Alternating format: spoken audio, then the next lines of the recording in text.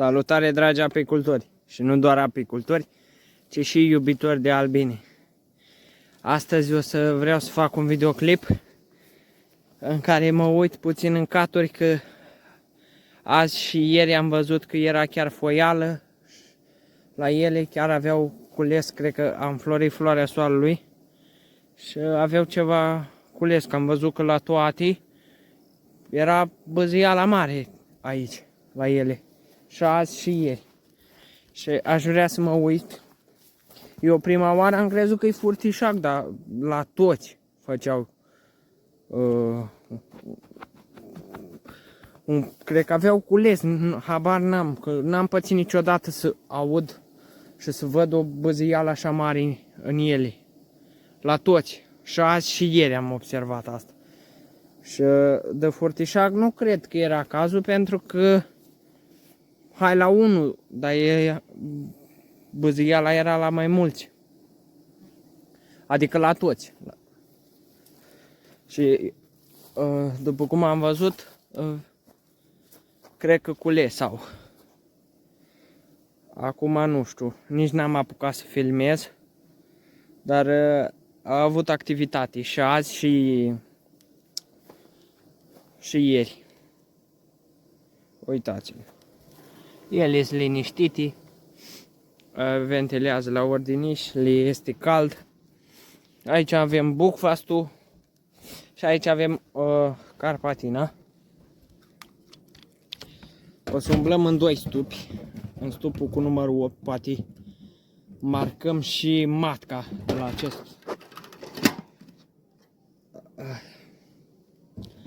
la această familie. Că știți că n-aveam marcă la asta. Ia să vedem.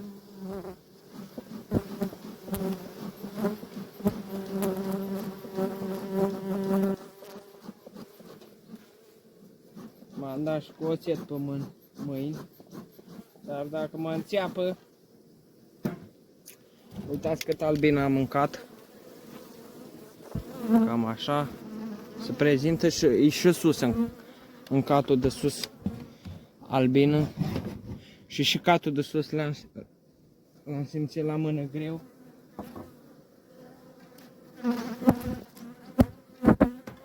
Sper ca să mă lase să umblu, să nu fie agresivi ele.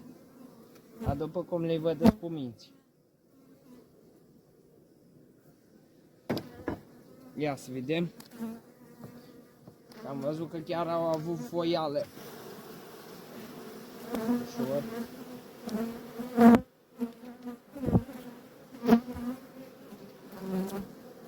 Cam puțin nectar.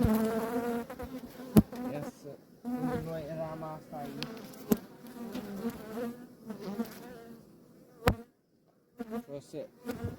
Vreau să văd la mijloc. Fumul m-a lăsat baltă. Să vă arăt puțin aici. Uitați cum se prezinte. Cam cât albină îi. Am zis să fac și un videoclip. Să nu-mi las abonații.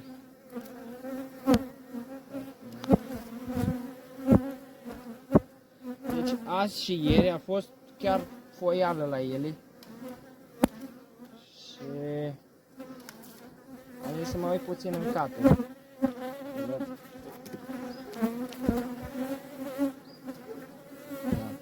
Rama asta văd că deja are.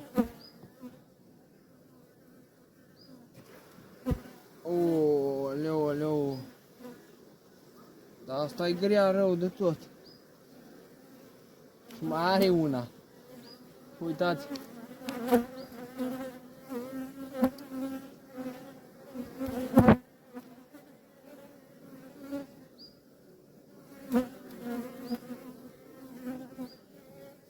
Da.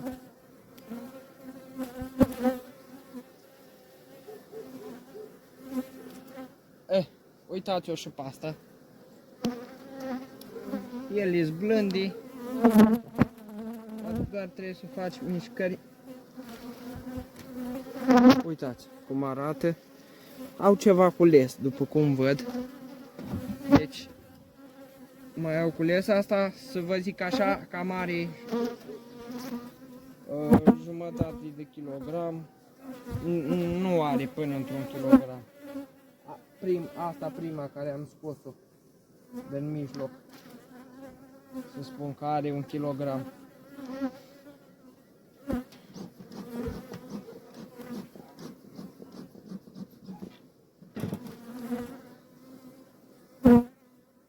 Am rămas complet surprins cu ele.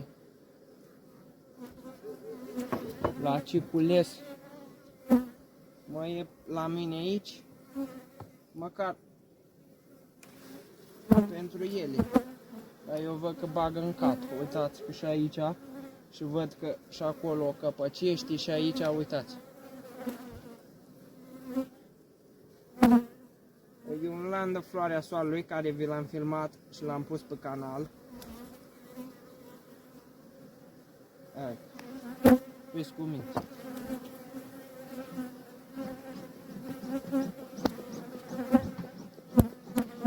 Acum avem rama asta.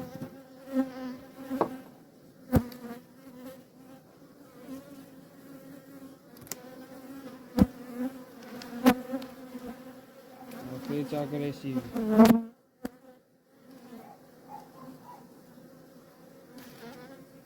Jumate. Cam așa. Dacă se menține și să aibă cules la floarea soarelui, să mai extragem măcar o tură, ar fi bine. Nu prea cred, dar văd că bagă în caturi. Bagă din nou și sus aici îl simt greu. Când am scos-o era foarte ușor și îl simt greu. În ăsta nu prea are rost să mă uit în cuib pentru că știu ce valoare are matca. Știu că pontează, e ok. Haideți ca să vă arăt, nu știu cât de bine s-a văzut, dar sper să fi văzut bine. Hai să vedem la familia cu numărul 8, că știți că am avut niște probleme cu dânsa. Aici trebuie să punem un cadru mai așa. Haide așa. O să luăm capacul. Eu acum aș vrea să văd care-i treaba cu această familie. Poate îi văd și matca ca să o marchez. E o matcă de roire. Opa.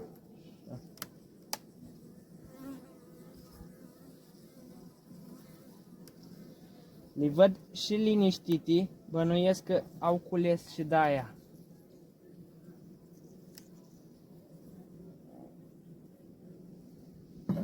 Familia asta începea să mă îngrijoreze.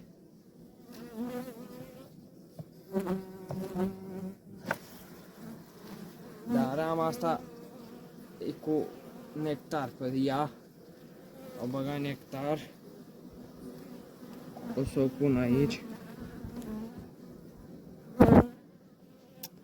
Nu mai prea este albină în această familie ca în celelalte familii, nu mai prea e albină așa multe.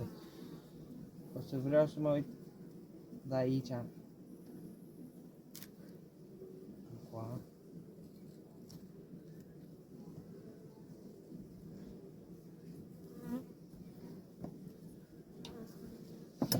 Nu știu de ce, pentru că familia asta, până să vină culesul la tei, a mers foarte bine. Avem larvar pe rama aceasta.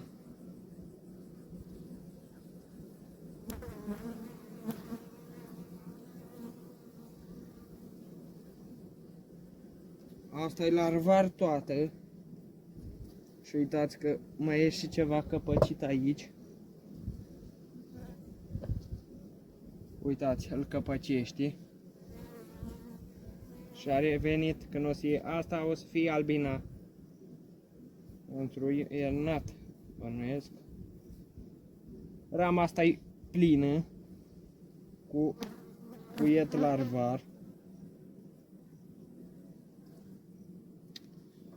Așa, o să o punem. Dar ia să mă uit și după matcă puțin.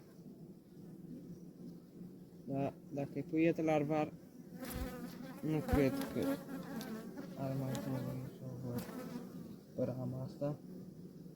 Avea un potiraș, l-am stricat.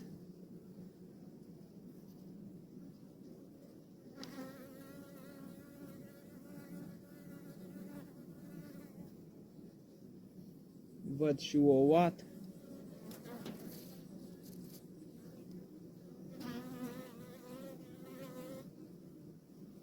Da, e o matcă foarte, e ouat până jos. Da, e o matcă foarte bună, după cum văd eu. Acum eu sper să nu o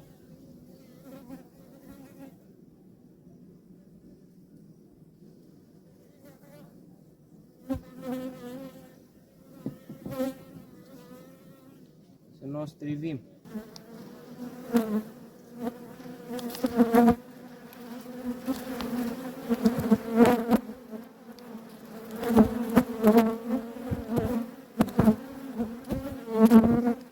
Da, aici avem larvar și aici. Da, e larvar pe lângă polen. Trebuie să mă uit. Mamă, dar ce curge de în ramă.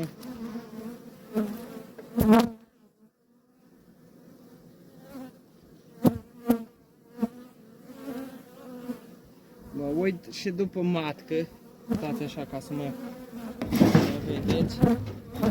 O să pun cadrul mai așa. Așa. Aici e ouat, e larvar.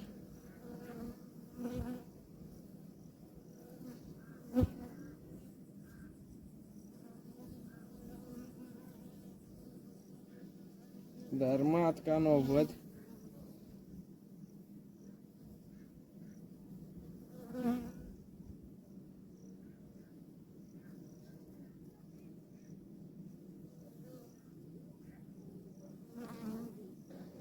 Pontat larvar foarte frumos. Am găsit-o pe matcă, gata. Să vă și arăt. Mamă, dar acum am văzut-o. Uitați ce matcă frumoasă.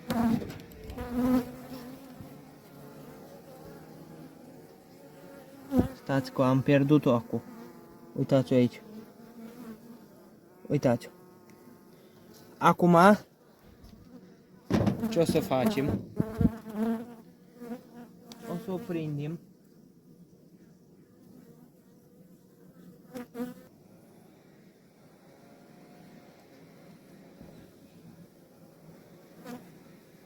Gata, fraților, am găsit-o.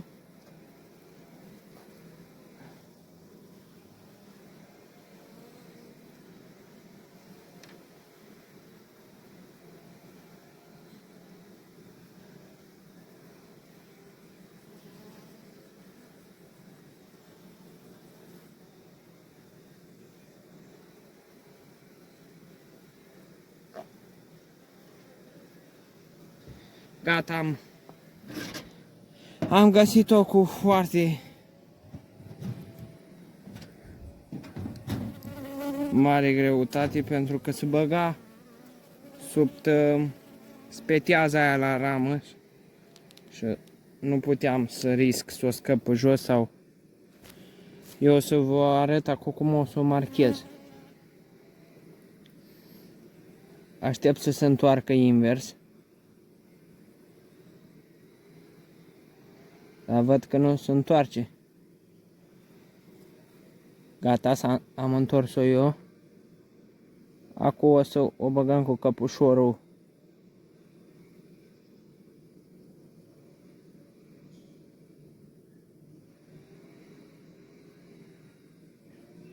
Gata, și acum cu markerul îi facem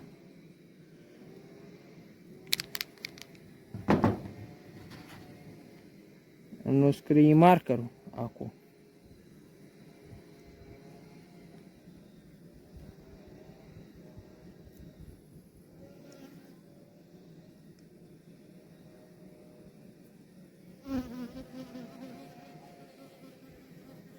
Gata, i-am dat o culoare. Uitați-o. Așa. Am făcut-o indiancă. Acum o să-i dau drumul.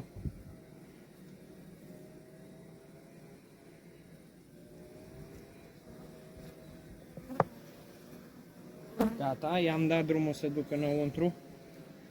Pe rame. Gata. Acum o să iau rama aceasta. O să o pun aici, să-și facă ea treaba liniștită.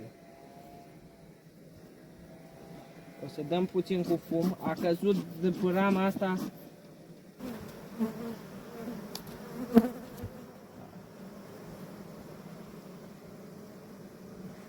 Intră foarte greu.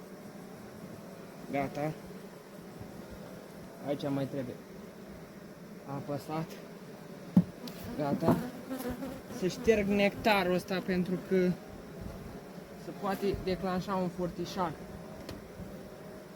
Dacă nu-l șterg. Da, cam atâta mai e în stupină. N-am mai să văd ce cules ar mai fi, că am văzut ca niciodată azi și ieri un zumzet foarte mare la ele aici și m-am gândit ca să mă uit să văd. Și da, într-adevăr au cules.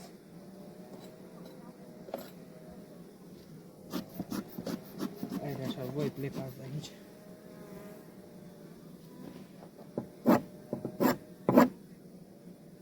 Ia să iau eu nectarul tati așa cu dalta să-l trag jos.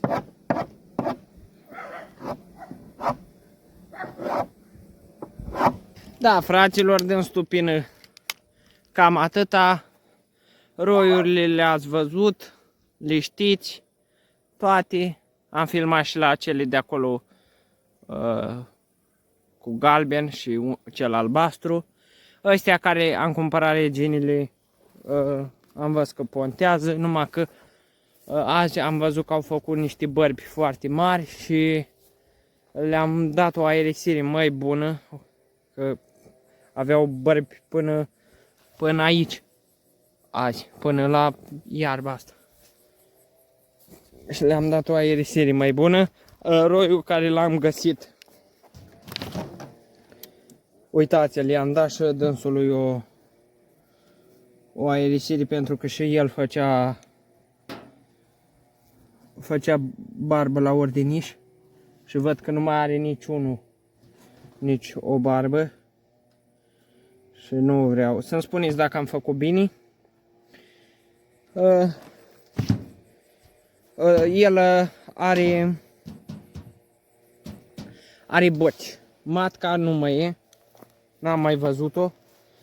Am văzut o grămadă boci. Le-am lăsat. Dacă s-ar mai salva, când o să umblu mâine la un stup, cred că la familia cu numărul 4, la familia cu numărul 3 și la familia cu numărul 2, o să-i scutur niște albină și